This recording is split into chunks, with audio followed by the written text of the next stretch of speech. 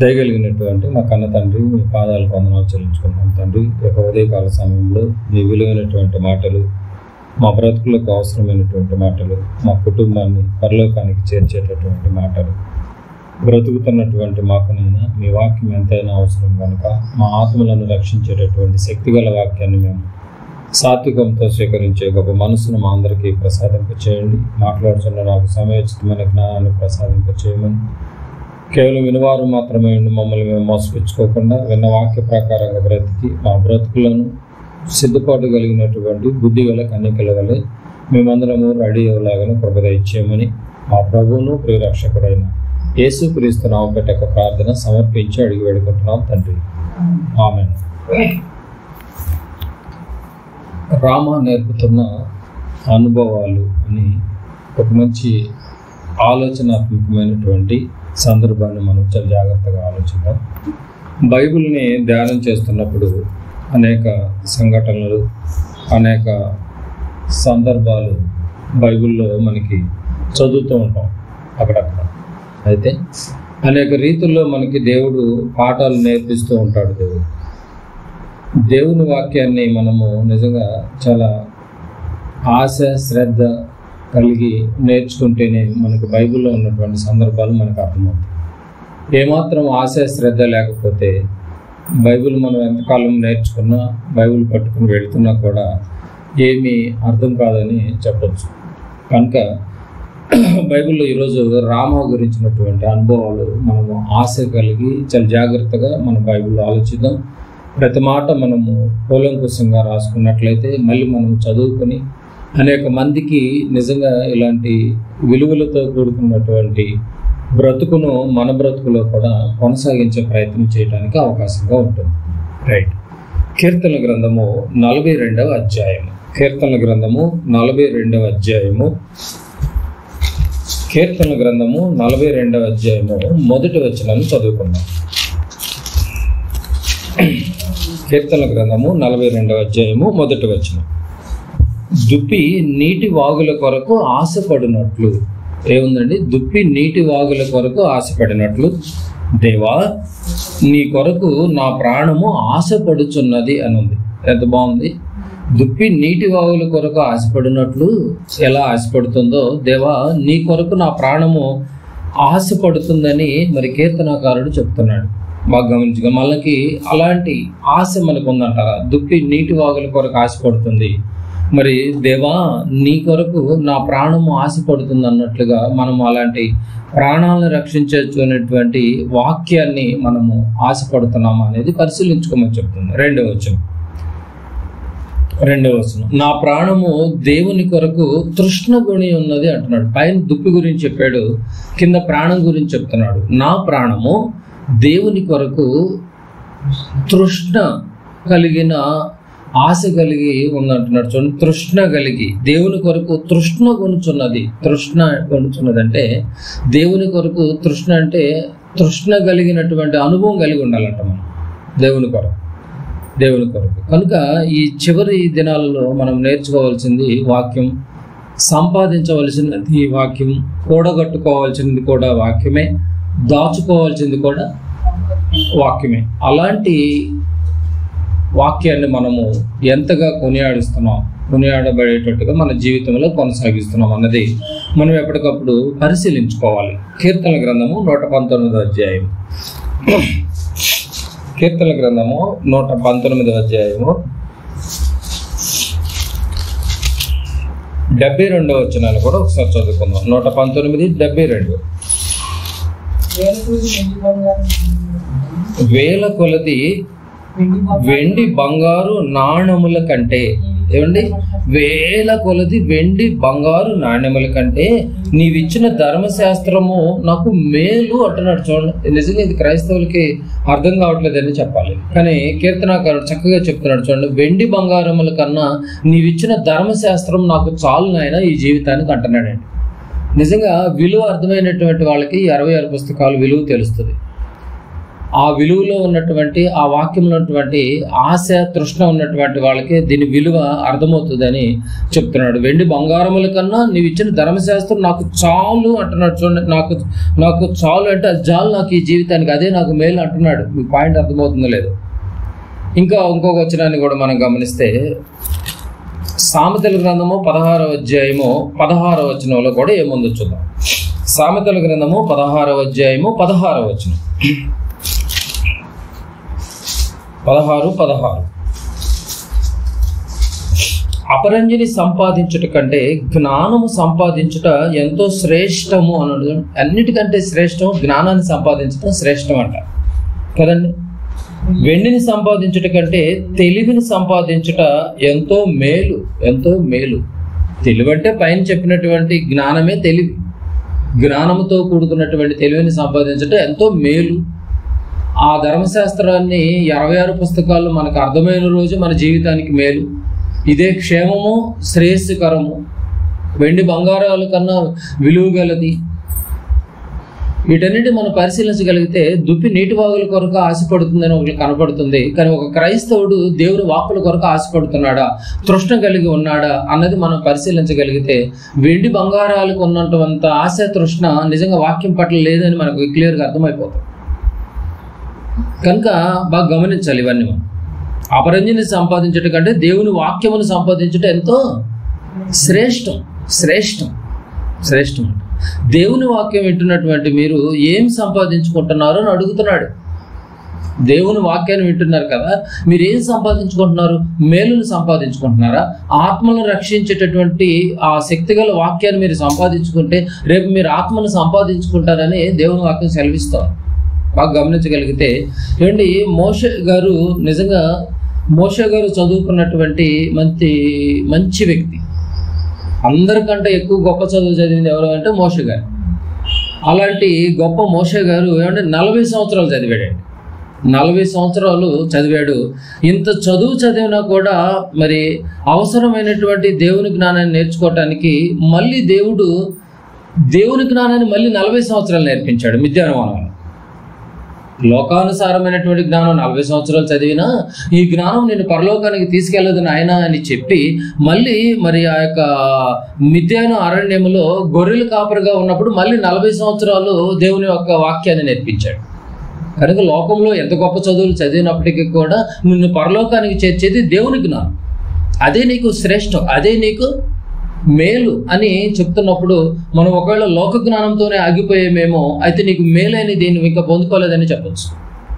అది నీకు శ్రేష్టం కాదని కూడా చెప్తాను. కనుక నీకు శ్రేష్టమైనది, నీకు మేలుకరమైనది, నిన్ను పరలోకానికి చేర్చేది దేవుని జ్ఞానము, దేవుని మహాజ్ఞానం. అలాంటి మహాజ్ఞానము నువ్వు పొందుకున్న రోజే, అది అర్థమైన రోజే, ఆశ కలిగిన రోజే, తృష్ణ కలిగినటువంటి రోజే నీ యొక్క ఆత్మ రేపు తృప్తి పొందుతుంది ఆఫ్టర్ డెత్. కనుక చాలా జాగ్రత్తగా మనము ఆలోచించాలి. ఇంకా ఈ యొక్క జ్ఞానాన్ని గురించి సంఖ్యాకాండము 24వ అధ్యాయం, సంఖ్యాకాండము 24వ అధ్యాయము ఏమంటే ఈ విద్యను చాలా జాగ్రత్తగా నేర్చుకోవాలి మరి మనం కూడా, ఎందుకంటే పరలోకానికి చేర్చేది కనుక. సంఖ్యాకాండము 24వ అధ్యాయం 16వ వచనం. కానీ ఈ యొక్క విద్యను నేర్చుకోవడానికి మనం చాలా ఇబ్బంది పడిపోతూ ఉంటాం. సంఖ్యాకాండము 24వ అధ్యాయము 16వ వచనంలో కూడా ఒక మంచి మాట ఉంటుంది. 16 దేవవాక్కులను వినిన వాని వార్త మహోన్నతుని విద్య నెరిగిన వాని వార్త కదా. ఏ వార్త అంటే ఇది? మహోన్నతుని వార్త కదండి. ఎంత బాగుందో చూడండి. దేవవాక్కులను వినిన వాని వార్త మహోన్నతుని విద్య నెరిగిన వాని వార్త కదండి. బిలాము నేర్చుకున్నాడు ఆల్రెడీ దేవుని యొక్క జ్ఞానాన్ని. మహోన్నతుని విద్య నెరిగినటువంటి బిలాము తెలుసో తెలియదో అంధకారత్వాన్ని పొందుకున్నాడు. కానీ మనం అలా ఉండొద్దు. అది నీకు శ్రేష్టంగా నడిపించేదే ఉండాలి, పరలోకానికి చేర్చేదే ఉండాలని అంటున్నాడు. కనుక చాలా జాగ్రత్తగా ఉండాలి. బైబిల్ ఎన్నో సందర్భాలు ఉన్నాయి. అలాంటి సందర్భంలో ఈ రామ అనేటటువంటి యొక్క పట్టణము నిజంగా కొన్ని అనుభవ పాఠాలు నేర్పించింది మనకి. ఆ అనుభవాలు ఏంటి, అసలు దాని గురించి మనం ఏమన్నా నేర్చుకోవాలా ఏంటి అనేది మనము ఆశ కలిగి ఈ పాఠాన్ని మనం చాలా జాగ్రత్తగా ఆలోచిద్దాం. బాగా గమనించగలిగితే ఏమంటే ఇశ్రాయేలు జీవిత చరిత్రలో ఒక స్థలానికి ఎనలేని సంబంధం ఉంది. ఆ స్థలమే ఈ రామ. బాగా వినాలి. ఇశ్రాయేలు చరిత్రలో ఒక స్థలానికి ఎనలేని సంబంధం ఉంది, అదే ఈ రామ. కనుక అదే సమూయేలు యొక్క జన్మస్థలం. ఈ రామ సమూయేలు జన్మస్థలం. సమూయేలు ఎవరో తెలుసు కదా మీకు, ప్రవక్త. సమూయేలు ప్రవక్త జన్మస్థలం ఈ రామ. సమూయేలు తల్లిదండ్రులు, తండ్రి పేరు ఎల్కానా, తల్లి పేరు హన్నా. ఈ ప్రాంతం వారే వీళ్ళు. ఈ హన్నా, ఎల్కానా ఏ ప్రాంతానికి చెందిన వాళ్ళు? రామ ప్రాంతానికి చెందిన వాళ్ళు. రామ ఎవరి జన్మస్థలము? సమూయేలు జన్మస్థలం. సమూయేలు జన్మస్థలం. ఇశ్రాయేలు చరిత్రలో ఎనలేని ఎక్కువగా మారుమోగేటటువంటి పట్టణం ఏది? ఈ రామ. ఈ రామ మనకేం నేర్పుతుంది అన్నది మనం చాలా జాగ్రత్తగా ఆలోచించాలి. మరి ఎప్పుడో రామ మనకేం నేర్పుతుందండి అని అంటే, బైబిల్ దానికి సంబంధించిన ఒక వచనాన్ని మనం పరిశీలించగలిగితే, కొరింథీయులకు రాసినటువంటి మొదటి పత్రిక 10వ అధ్యాయం. కొరింథీయులకు రాసినటువంటి మొదటి పత్రిక 10వ అధ్యాయము 11వ వచనం. కొరింథీయులకు రాసిన మొదటి పత్రిక 10వ అధ్యాయము 11వ వచనం. ఈ సంగతులు దృష్టాంతములుగా వారికి సంభవించి యుగాంతమందున మనకు బుద్ధి కలగటానికి ఈ మాటలు రాయబడ్డాయి అంటున్నాడు. బాగా గమనించాలి. అంటే ఈ మాటలు మనకు యుగాంతమందు ఉన్నాం, మనం యుగాంతానికి దగ్గరలో ఉన్నాం. యుగాంతమందున మనకు బుద్ధి కలుగటకై రాయబడ్డాయి అంటున్నాడు పౌలు గారు. అంటే మనం ఈ రామాన్ని గురించి ఏం బుద్ధి నేర్చుకోవాలి? యుగాంతమందు ఉన్నటువంటి మనము ఈ రామ ద్వారా మనము ఏ బుద్ధి నేర్చుకోవాలనేది మనం చాలా జాగ్రత్తగా పరిశీలిద్దాం. ఒకసారి సమూయేలు మొదటి గ్రంథము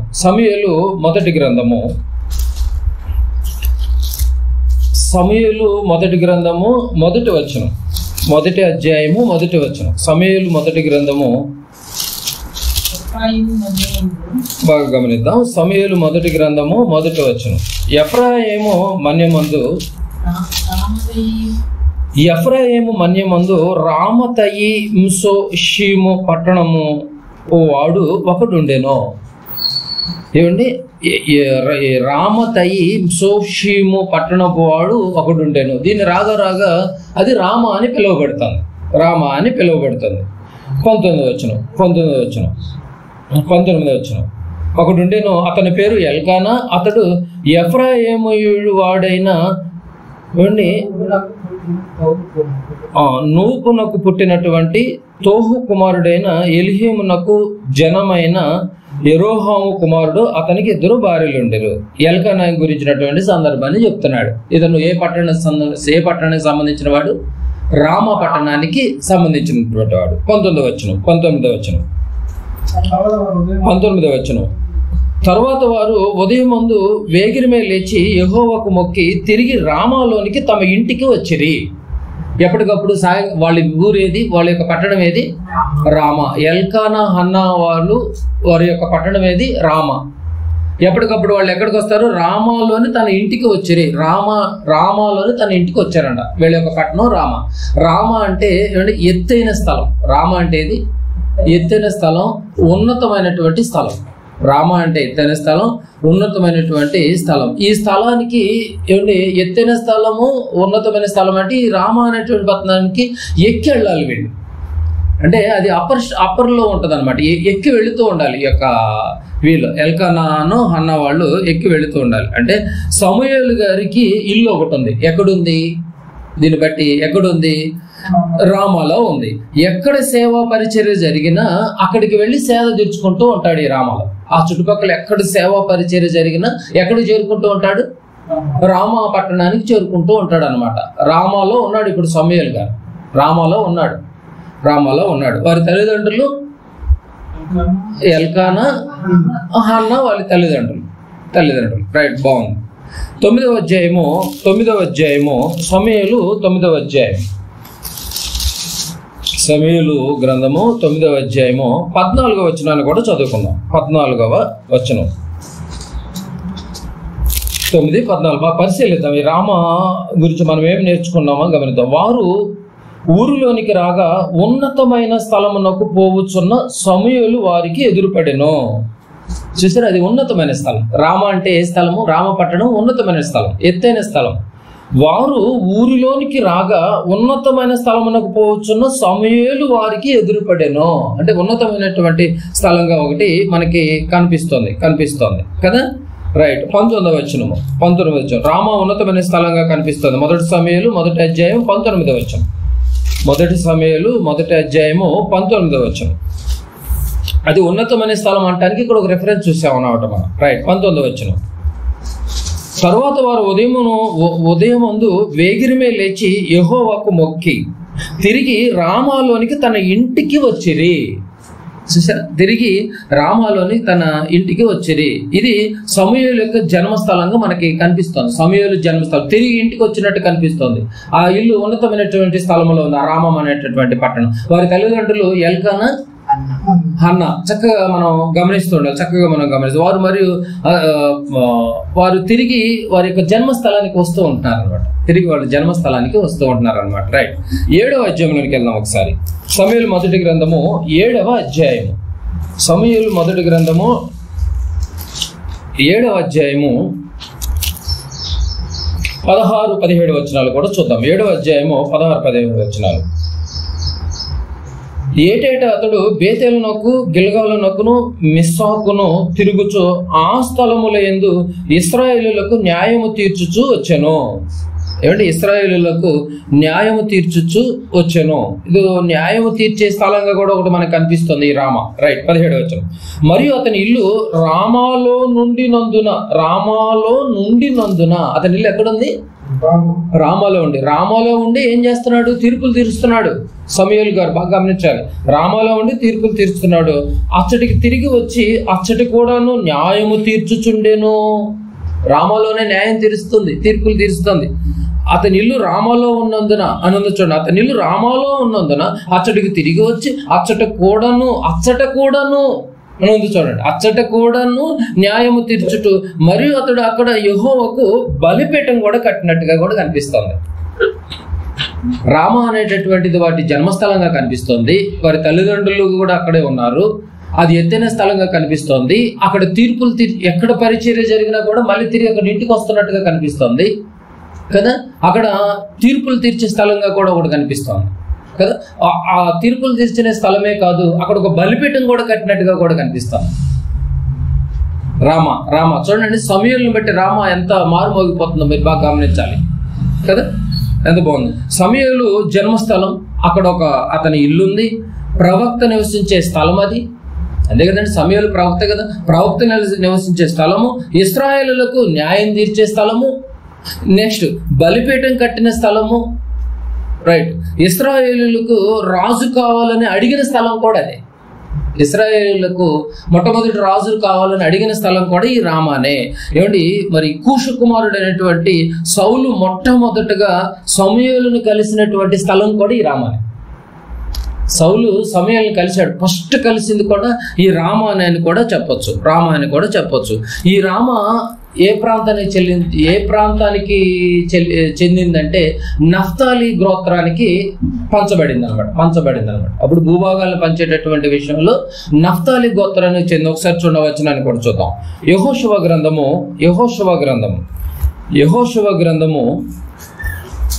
19వ అధ్యాయము. యెహోషువ గ్రంథము 19వ అధ్యాయము 39వ వచనాన్ని కూడా చదువుకుందాం. యెహోషువ గ్రంథము 19వ అధ్యాయము 39వ వచనం. 39వ వచనాన్ని కూడా ఒకసారి చదువుకుందాం. 39 ఏముంది? ఆ పట్టణములు వాటి పల్లెలను వారి వంశముల చొప్పున నఫ్తాలీలు గోత్రమును కలిగిన స్వాస్థ్యము. మీకు అది అర్థం కావాలంటే 38 చూడండి. కోటగల పట్టణములు లేవనగా జిద్దీము, జెరుమహత్తు, రక్కతు, కెన్నెరతు, ఆదామ, రామ అని ఉంది చూడండి. అక్కడ రామ ఉంది కదా. ఆ రామ ఏ గోత్రానికి వచ్చింది? నఫ్తాలీల గోత్రము కలిగిన స్వాస్థ్యము. యెహోషువ గారి ఆధ్వర్యంలో భూభాగాలు పంపించేటటువంటి విషయంలో ఏ గోత్రానికి చెందిందంటే నఫ్తాలి గోత్రానికి కేటాయించబడినది మనకి ఒకటి అర్థమవుతుంది. అది ఒక ఎత్తైన స్థలంగా ఒకటి కనిపిస్తుంది. మరి ప్రవక్త జన్మించిన స్థలంగా కనిపిస్తుంది. అక్కడ తీర్పులు జరిగేటటువంటి స్థలంగా కూడా కనిపిస్తుంది. ఎక్కడ సేవ పరిచర్య జరిగినా కూడా తిరిగి అక్కడ సేద తీర్చుకునేటటువంటి స్థలంగా కూడా ఈ యొక్క రామ కనిపిస్తుంది. అది ఒక ఉన్నతమైనటువంటి స్థలంగా కనిపిస్తుంది కదా. బలిపీఠం కట్టినటువంటి స్థలంగా కూడా కనిపిస్తుంది కదండి. దేవుడికి బలిపీఠం కట్టినటువంటి స్థలంగా కనిపిస్తుంది. కనుక ఇలాంటి ఎత్తైనటువంటి స్థలం రీతిలో ఈ యొక్క సమయాలను బట్టి ఈ రామ ఎత్తైన స్థలంగా హైలైట్ అయిపోతుంది. బాగా గమనించాలి ఇక్కడ. దీన్ని మనం మరొక వచనాలు కొన్ని పరిశీలించగలిగితే కొలస్సీలకు రాసినటువంటి పత్రిక, కొలస్సీలకు రాసినటువంటి పత్రిక 3వ అధ్యాయం, కొలస్సీలకు రాసినటువంటి పత్రిక 3వ అధ్యాయము. దీన్ని బట్టి మనకి ఏమర్థమవుతుందంటే కొలస్సీలకు మనకి బుద్ధి కలగాలి, బోధ కలగాలి అని చెప్పేసి మనం చదివాం కొరింథీ పత్రికలో. కొలస్సీలకు రాసినటువంటి పత్రిక 3వ అధ్యాయం 1వ వచనాన్ని ఒకసారి చదువుకుందాం. మెట్టుకు కొలస్సీ 3:1, మీరు క్రీస్తుతో కూడా లేపబడినటువంటి వారైతే పైనున్న వాటినే వెతకండి అంటున్నాడు. చూడండి, రామ పైనున్నటువంటి స్థలంగా కనిపిస్తుంది పాత నిబంధనలు. ఇక క్రొత్త నిబంధనకు వచ్చేసరికి పైనున్నటువంటి స్థలం ఏదిగా కనిపిస్తుంది? పరలోకం. అర్థమవుతుంది లేదు? పైనటువంటి స్థలంగా పరలోకం కనిపిస్తుంది. అదే చెప్తున్నాడు చూడండి, మీరు క్రీస్తుతో కూడా లేపబడినటువంటి వారైతే పైనున్న వాటినే వెతకండి. నీకు ఏదైనా ఒక తీర్పు తెలియాలంటే అది న్యాయమైనటువంటి తీర్పు జరుగుతుంది అనేది అంటే రామాకి వెళ్ళి ఆ తీర్పును మీరు సెటిల్మెంట్ చేసుకోవాలి సమయాల ద్వారా. చూసారా, పైన ఏ విషయమైనా కూడా తెలుస్తుంది. రామ హైలైట్ అవుతుంది. ఇక్కడికి వచ్చేసరికి పైన ఉన్నటువంటి వాటిని వెతకండి అంటున్నాడు. మీరు క్రీస్తుతో కూడా లేపబడినటువంటి వారైతే పైన ఉన్నటువంటి వారిని మీరు వెతకండి అని అంటున్నాడు. పేతురు గారు రాసినటువంటి మొదటి పత్రిక 2వ అధ్యాయము 9వ వచనం. పేతురు గారు రాసిన మొదటి పత్రిక 2వ అధ్యాయం 9వ వచనం. అయితే మీరు చీకటిలో నుంచి వెలుగులోనికి పిలిచినటువంటి తన గుణాతిశయములను ప్రచురము చేయటానికి ఏర్పరచబడ్డామండి. చూసారండి, తన గుణాతిశయములను ప్రచురం చేయటానికే ఏర్పరచబడ్డాం. తన గుణాతిశయములను ప్రచురం చేయబడాలి నువ్వు భూమి మీద. ఆ పై ఈ గుణాతిశయములు ప్రచురం చేయబడటానికి ఈ గుణం కలిగినటువంటి ఆయన ఎక్కడున్నాడు? పైనున్నాడు. ఆ పైనున్నటువంటి వాని గుణాతిశయములను ఎవరు ప్రచురం చేయాలి? నేనే ప్రచురం చేయాలని చెప్తున్నాడు. రామ అప్పర్ స్టేజ్లో ఉంది. అప్పర్ స్టేజ్ ఉన్నటువంటి ఆ రామలో ఉన్నటువంటి ఆ సమూయేలు గారు ఎన్నో తీర్పులు చేస్తున్నాడు. యెహోవాకు బలిపీఠం కట్టాడు. ఆ ఉన్నతమైనటువంటి స్థలం మారుమోగిపోతుంది. మరి ఈనాటి క్రీస్తులోనికి వచ్చినటువంటి మనము, క్రీస్తు ద్వారా లేపబడినటువంటి మనము ఆ పైన ఉన్నటువంటి దేవుని యొక్క గుణాతిశయములను ప్రచురం చేసే వారి జాబితాలో మనం ఉన్నామా? రామాలో ప్రచురం చేస్తున్నాడు సమూయేలు గారు ఆ పైనటువంటి స్థలంలో ఉండి. మరి మనము ఆ పైనటువంటి స్థలానికి వెళ్ళటం కోసం, ఆ పైనటువంటి స్థలాన్ని నీవు ఈ భూమి మీద ఉన్నప్పుడే పైనటువంటి దాన్ని వెతుకుతున్నామంటారా? పరిశీలిస్తున్నామంటారా? తన గుణాతిశయములను ప్రచురం చేస్తున్నామంటారా? సమూయేలు చూడండి ఎలా ప్రచురం చేస్తున్నాడు. బలిపీఠం కడుతున్నాడు, తీర్పులు తీరుస్తున్నాడు, స్వార్థ పరిచర్యలో అక్కడికి వెళ్ళి మళ్ళీ తిరిగి అక్కడికి వస్తున్నాడు, స్టే చేస్తున్నాడు. వారి జన్మస్థలము, ప్రవక్త నివసించేటటువంటి స్థలము. రామాను బట్టి, సమూయేలును బట్టి రామ కొనియాడబడుతోంది. ఆలోచించాలి. ఫిలిప్పీలకు రాసినటువంటి పత్రిక 3వ అధ్యాయం 20వ వచనం. ఫిలిప్పీలకు రాసినటువంటి పత్రిక 3వ అధ్యాయము 20వ వచనం చూడండి. 3:20. ఫిలిప్పీలకు రాసిన పత్రిక 3వ అధ్యాయం 20వ వచనం. మన పౌరస్థితి పరలోకమందున్నదని మీకు అర్థమవుతుందా? పాత నిబంధనలో రామాను చూపించాడు, అది ఉన్నతమైనటువంటి స్థలం అన్నాడు. కొత్త నిబంధనకు వచ్చేసరికి ఉన్నతమైన స్థలం ఏదైపోయింది? ఇప్పుడు పరలోకం అయిపోయింది. అంటే ఇది స్టాండర్డ్గా ఉండేది కాదు. ఇది ఒకరోజు అంతమైపోయేది, ఒకరోజు లయం అయిపోయేది, ఒకరోజు కాలిపోయేది, ఒకరోజు బూడిదైపోయేటటువంటిది. అది గుర్తు చేస్తూ ఉన్నతమైనటువంటి స్థలము అని గుర్తు చేస్తూ పాత నిబంధనలో రామ ఉన్నతమైనటువంటి స్థలాన్ని గుర్తు చేసి కొత్త నిబంధనకు వచ్చేసరికి ఉన్నత స్థలం అని చెప్పి పరలోకం అంటున్నాడు. అక్కడ పౌర హక్కు నువ్వు సంపాదించాలి భూమి మీద ఉండి. అర్థమవుతుందండి మీకు పాయింట్? ఇదిగో మన పౌరస్థితి పరలోకమందున్నది. అక్కడ నుండి ప్రభువైన యేసుక్రీస్తు అను రక్షకుని నిమిత్తము కనిపెట్టుచున్నాము. మన పౌరస్థితి ఎక్కడుందంటే పరలోకములో ఉన్నతమైనటువంటి స్థలం మంది. రామ ఎత్తైన స్థలంలో ఉంది. సమూయేలును కలవాలంటే ఎత్తుగా వెళ్ళాలి. అంతే కదండి. ఎత్తైన స్థలము. సమూయేలుని కలవాలి అంటే ఎత్తుగా వెళ్ళాలి, మీరు పైకి వెళ్ళాలి. ఇప్పుడు ఆ ఎత్తైనటువంటి స్థలంలో ఒకప్పుడు ప్రవక్త ఉన్నాడు, ఇప్పుడు ఎత్తైన స్థలంలో ఎవరున్నారు? పరలోకం ఉంది. పరలోకంలో దేవుడు ఉన్నాడు. ఆయన గుణాతిశయంలో నువ్వు ప్రచురించాలి. ఆ రోజు ఆ ఎత్తైనటువంటి స్థలంలో ఉండి దేవుని యొక్క గుణాతిశయంలో ప్రచురించేయడం ఒక బలిపీఠం కట్టాడు. న్యాయము తీరుస్తున్నాడు అక్కడుండి. అర్థమవుతుంది లేదు మీకు పాయింట్? లేవియకాండము 11వ అధ్యాయము. లేవియకాండము 11వ అధ్యాయము. లేవియకాండము 11వ అధ్యాయము 44వ వచనం కూడా ఒకసారి చదువుకుందాం. లేవియకాండము 11వ అధ్యాయము 44వ వచనం. లేవియకాండము 11వ అధ్యాయము 44వ వచనం.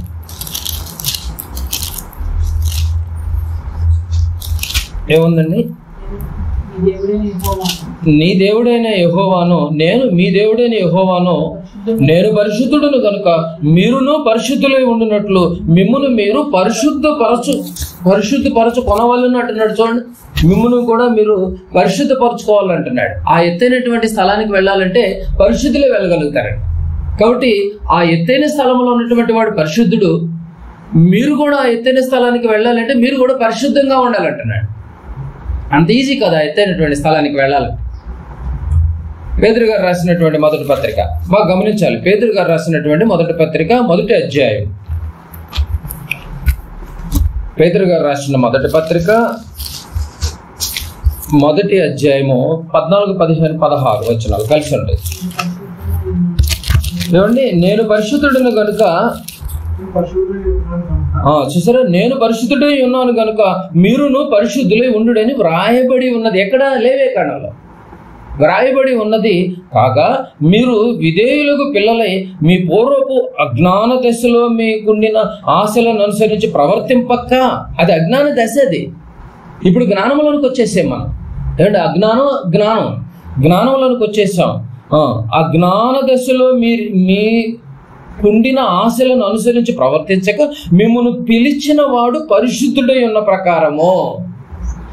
ప్రకారము మీరును సమస్త ప్రవర్తన ఎందుకు పరిశుద్ధులై ఉండుడి. ఏమంటే ఆ ఎత్తైన స్థలానికి వెళ్ళాలి అంటే అక్కడ పరిశుద్ధుడు ఉన్నాడు. పరిశుద్ధుడి దగ్గరికి మనం వెళ్ళాలి అంటే మనం కూడా పరిశుద్ధి కలిగి ఉండాలి. ఆ పరిశుద్ధి కలిగి ఉండటం కోసం క్రీస్తునే పంపించాడు. ఆ క్రీస్తులోనికి వచ్చినటువంటి రాకముందు అజ్ఞాన దశలో ఉన్నాం, వచ్చిన తర్వాత జ్ఞానపు దశలోనికి వచ్చాం. వచ్చిన తర్వాత నువ్వు ఆ యొక్క పాత స్థితిని నువ్వు ఆశ కలిగి ఉండకూడదు. ఇక నువ్వు బాగా గమనించాలి. అలాంటి లోక సంబంధమైనటువంటి ఆశలు మనకి ఇంక ఉండకూడదు ఇంకా. ఎందుకంటే మీ తండ్రి పరిశుద్ధుడు కనుక, నిన్ను రక్షించిన రక్షకుడు పరిశుద్ధుడు కనుక నేను చెప్తున్నాడు. మీకు అర్థమవుతలేదు కనుక నీ ప్రవర్తన పరిశుద్ధమైన ప్రవర్తన కలిగి ఉండాలి అంటున్నాడు.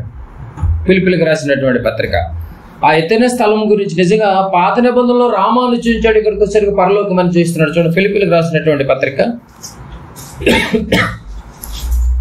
4వ అధ్యాయము బాగా గమనించాలి. అజ్ఞాన స్థితిలో ఎన్నో అనుసరించామంట, అవన్నీ ఇప్పుడు వద్దు ఇంకా. ఏమంటే అజ్ఞాన దశ, జ్ఞానపు దశ. ఫిలిప్పీయులకు రాసినటువంటి పత్రిక 4వ అధ్యాయము 8, 9 వచనాలు ఒకసారి చదువుకుందాం. 4వ అధ్యాయము 8, 9 వచనాలు. మెట్టుకు సహోదరులారా, మీ ఏ యోగ్యత అయినను మెప్పైనను ఉండిన ఎడల ఏవి సత్యమైనవో, ఏవి మాన్యమైనవో, ఏవి న్యాయమైనవో, ఏవి పవిత్రమైనవో, ఏవి రమ్యమైనవో, ఏవి ఖ్యాతి గలవో వాటి మీద ధ్యానం ఉంచుకొనడి. ధ్యానం ఉంచుకొనడి, వాటి మీద ధ్యానం ఉంచుకోమంటున్నాడండి. 9వ వచనం. ఏదో మీరు ఆలోచించండి. మరియు మీరు నా వలన ఏవి నేర్చుకొని అంగీకరించితిరో, నా యందున్నట్టుగా ఏవి వింటిరో, ఏవి చూచితిరో అటు వాటిని చేయుడి. అప్పుడు సమాధానకర్తయగు దేవుడు మీకు తోడై ఉంటాడు. ఇవేవి చేయకుండా సమాధానకర్తయగు దేవుడు మీకు తోడుగా ఉండాలంటే అది జరగని పని. ఎత్తైన స్థలానికి వెళ్ళాలి అంటే నీలో సమాధానం ఉండాలి. అజ్ఞాన దిశను వదిలేసి ఉండాలి. అర్థమవుతలేదు మీకు? జ్ఞానాన్ని చక్కగా మనము అపరంజి కన్నా వెండి కన్నా అవన్నీ నువ్వు దాటేసి జ్ఞానాన్ని సంపాదించుకునే స్టేజ్కి నువ్వు వచ్చి ఉండాలి. దేవుని వాక్యం పట్ల ఒక దుప్పి నీటి వాగుల కొరకు ఎలా ఆశ కలిగి ఉంటుందో నువ్వు అంతకన్నా ఎక్కువగా ఆశ కలిగి ఉండాలి. లేకపోతే నువ్వు ఆ యొక్క ఉన్నతమైనటువంటి స్థలానికి నువ్వు చేరుకోలేవు అని ఎన్ని విషయాలు తెలియజేస్తున్నాడండి. బాగా గమనించాలి. ఉన్నతమైనటువంటి వాటి మీద ధ్యానం ఉంచుకోండి అన్నాడు కదండి. ధ్యానం ఇప్పుడు దేని మీద ఉంచాలి? ఇప్పుడు మనం ఉన్నతమైనటువంటి స్థలం మీద. ఏది రమ్యమైనదో, ఏది ఖ్యాతి గలదో, ఏది ఉన్నతమైనదో ఏదో నువ్వు గమనించు. వీటన్నిటిని నువ్వు పక్కన పెట్టి ఆలోచన చేయి, రీసెర్చ్ చేయి. ఆ ఉన్నతమైనటువంటి స్థలం మీదే నువ్వు ధ్యానం ఉంచు. ఎంత బాగుంది చూడు. ఉన్నతమైనటువంటి వాటి మీద ధ్యానం ఉంచాలి. ఏమండి మరి పరిశుద్ధంగా జీవించమని చెప్తుంది చూడండి. రామ పట్టణం పేరు ఎత్తంగానే ఆ పట్టణం పేరు ఎత్తంగానే కొత్త నిబంధనకు వచ్చేసరికి రామ పరిశుద్ధ పట్టణంగా పిలువబడుతుంది. మనల్ని పరిశుద్ధంగా ఉండండి అని తెలియచేస్తాం. పరిశుద్ధంగా లేకపోతే నువ్వు పరిశుద్ధుడిని చేరుకోలేవు అని తెలియచేస్తాం. రామాలో ఉన్నటువంటి నీతిని మీరు బాగా గమనించాలి.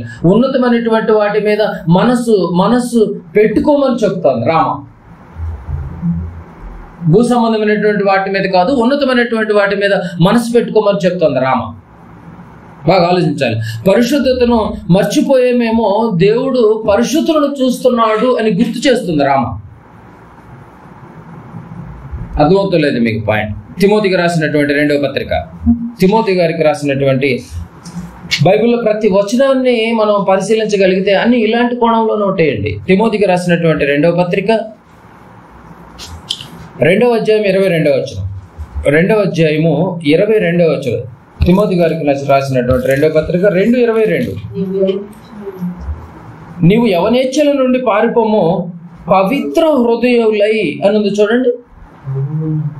ఏమండి? యవనేచ్ఛల నుండి పారిపోము, పవిత్ర హృదయులై ప్రభువునకు ప్రార్థన చేయు వారితో కూడా నీతిని, విశ్వాసమును, ప్రేమను, సమాధానమును వెంటాడము. చూసారండి? యవనేచ్ఛల నుండి దూరంగా పారిపోవాలి. పరిశుద్ధులకు కావలసినది ఏంటి? పరిశుద్ధులకు ఏమండి దేవునిలో ఉన్నటువంటి పరిశుద్ధత ఈ యవనస్తులకు కూడా రావాలని యవనస్తులకు కూడా నొక్కి చెప్తున్నాడు. ఎవరైనా ఆ ఉన్నతమైనటువంటి స్థితిలోనికి నువ్వు వెళ్ళాలి అంటే, ఆ ఉన్నతమైనటువంటి రామా అనే పట్టణం ప్లేస్లో ఉన్నటువంటి ఆ యొక్క పరలోకానికి మనం చేరుకోవాలంటే మనలో ఉండవలసింది ఏంటి? పరిశుద్ధత.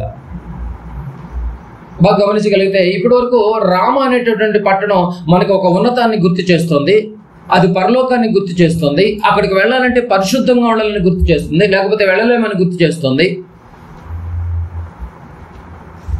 అది బాల్యము నుండి యవనస్తులైనా ఏమంటే వృద్ధాప్యంలో ఏ స్థితిలో ఉన్న వాళ్ళైనా కూడా అందరూ పరిశుద్ధంగానే జీవించాలట. కనుక బాగా గమనించాలి మనం ఇవన్నీ. ఒకవేళ పరిశుద్ధంగా ఉండాలన్న సంగతి మర్చిపోయేమేమో, అలా మర్చిపోయి బ్రతుకుతున్నామేమో, అయితే నువ్వు ఆ ఉన్నతమైనటువంటి స్థలానికి చేరుకోలేవని గుర్తు చేస్తుంది రామ. బాగా ఆలోచిద్దాం ప్రేమ.